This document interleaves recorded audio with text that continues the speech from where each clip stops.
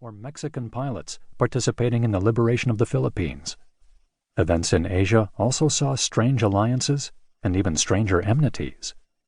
The Vichy French government, under German control, consulted frequently with the U.S. government over developments in Indochina in 1941.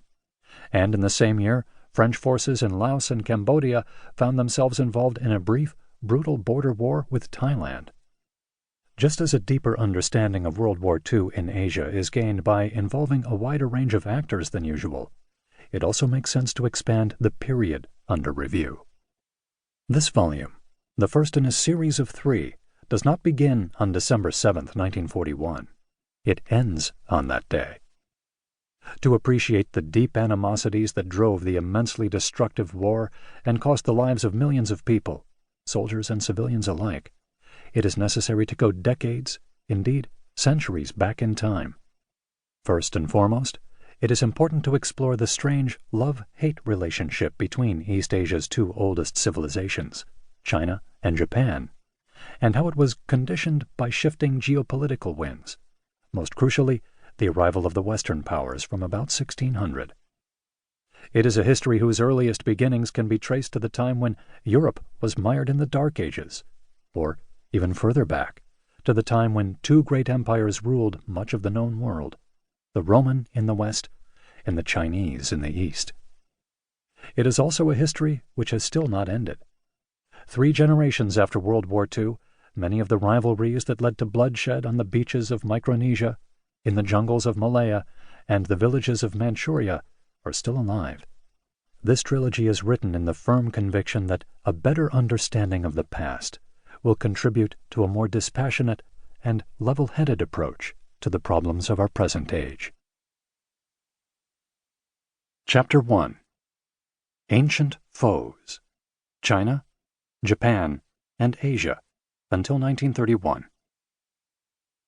In August A.D. 663, 2 large navies clashed on the western side of the Korean peninsula. The huge wooden ships, some several stories high and brimming with soldiers in heavy armor, met on the lower reaches of the Paekchon River, near the spot where it emptied into the Yellow Sea. One fleet had been sent by China's powerful Tang Emperor, while the other fleet was fighting for Japan's Yamato dynasty.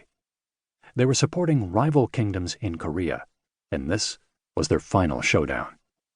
As the 2 floating armies approached each other, catapults sent heavy projectiles whistling through the air, while archers tried to take out individual soldiers on the decks of the opponent's vessels. When the distance was short enough, boarding parties climbed onto enemy ships, and the clang of iron against iron filled the air, as if the battle were taking place on land. Soon, the Chinese superiority in ships and men became evident, and the Japanese were surrounded on all sides. The Nihon Shoki, one of Japan's classical works of history, described the scene. In a brief space of time, the Japanese imperial force was defeated, and many fell into the water and drowned. The ships were unable to maneuver either astern or ahead. The Japanese general Echi no Takutsu faced heaven and swore in anger and despair. He gnashed his teeth, and in his rage he slew dozens of men. He died fighting. It was a decisive Chinese victory, and the earliest Sino-Japanese battle on record. But by the time their fleets fought to the death on that fateful summer day, the 2 ancient civilizations had already known about each other's existence for nearly a millennium. There were vague reports, shrouded in mystery and myth, that China's first emperor, Qin Shi Huang, who lived around 200 B.C. and was thus the contemporary of the Carthaginian general Hannibal, had sent people to the Japanese Isles in search of their elixir of youth. And, in the year A.D. 57, the Chinese court had started exchanging emissaries with a kingdom located in what is now Japan.